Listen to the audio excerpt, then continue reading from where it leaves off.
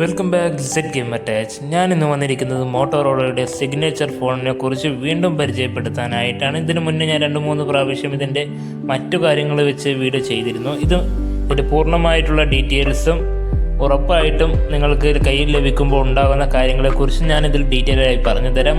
30 ജനുവരി 2026 നിങ്ങളുടെ കയ്യിലേക്ക് ഇത് ലഭിക്കാൻ വേണ്ടി പോകുന്നത്. ഓഫ്ലൈൻ സ്റ്റോറുകളിലായാലും ഓൺലൈൻ പ്ലാറ്റ്ഫോമുകളിലായാലും സെല്ലിംഗ് സ്റ്റാർട്ട് ചെയ്യുന്നത് ജനുവരി 30 ആദ്യം തന്നെ എല്ലാവരും അറിയാൻ ആഗ്രഹിക്കുന്ന ഒരു കാര്യത്തിൽ നിന്ന് തന്നെ തുടങ്ങാം. ക്വാൽകോഗൻ സ്നാപ്ഡ്രാഗൺ 8 Gen 5 പ്രോസസ്സറാണ് ഇതിൽ നൽകിയിട്ടുള്ളത്.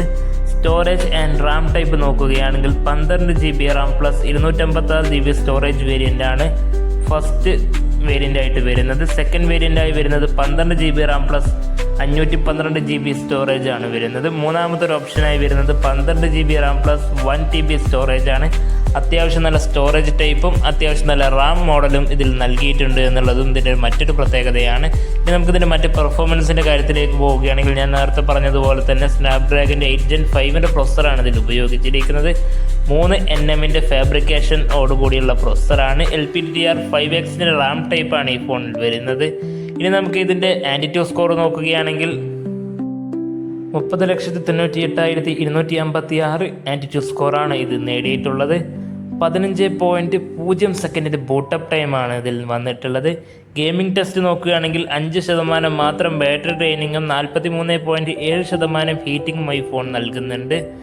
ഇതിൻ്റെ മറ്റൊരു പ്രത്യേകത നോക്കുകയാണെന്നുണ്ടെങ്കിൽ ഡിസ്പ്ലേ എന്നുള്ള കാര്യം തന്നെയാണ്. AMOLED ഡിസ്പ്ലേ തന്നെയാണ് ഇതിൽ വന്നിട്ടുള്ളത്. 6.8 ഇഞ്ചിൻ്റെ AMOLED ഡിസ്പ്ലേ, 6200 നൈറ്റ്സിൻ്റെ പീക്ക് ബ്രൈറ്റ്നസ്സും ഇവർ നൽകിയിട്ടുണ്ടെന്നുള്ളത് മറ്റൊരു പ്രത്യേകതയാണ്. 165 ഹെർട്സിൻ്റെ ഹൈ റിഫ്രഷ് റേറ്റും ഈ ഫോണിൽ വരുന്നുണ്ട്. ഗൊറില്ല ഗ്ലാസ് വിക്ടസ് 2 എന്ന ഒരു പ്രൊട്ടക്ഷൻ ഗ്ലാസ് ആണ് ഇതിൽ നൽകിയിട്ടുള്ളത്. HDR10+ സപ്പോർട്ടോടുകൂടിയാണ് ഈ ഫോണിൻ്റെ ഡിസ്പ്ലേ വന്നിട്ടുള്ളത്. പഞ്ച് ഹോൾ ബെസൽലെസ് ഡിസ്പ്ലേ മോഡലാണ് ഈ ഫോണിൽ വരുന്നത്. നമുക്കിതിൻ്റെ ഹൈറ്റ് നോക്കുകയാണെങ്കിൽ 162.1 mm ഹൈറ്റാണ് വരുന്നത്. 76.4 mm വെയിറ്റ് വരുന്നുണ്ട്. തിക്നെസ് നോക്കുകയാണെങ്കിൽ 6.99 mm തിക്നെസ്സും 188 ഗ്രാമിൻ്റെ വെയിറ്റുമാണ് ഈ ഫോണിൽ വരുന്നത്. IP66-69 റേറ്റിംഗ് ആണ് ഈ ഫോണിൻ്റെ വാട്ടർ റെസിസ്റ്റൻസി നൽകുന്നത്. 50 MP ട്രിപ്പിൾ ക്യാമറ സെറ്റപ്പിലാണ് റിയർ ക്യാമറ വരുന്നത്. 8K 30 FPS video recording quality വരെ ഈ ഫോൺ സപ്പോർട്ട് ചെയ്യുന്നുണ്ട്.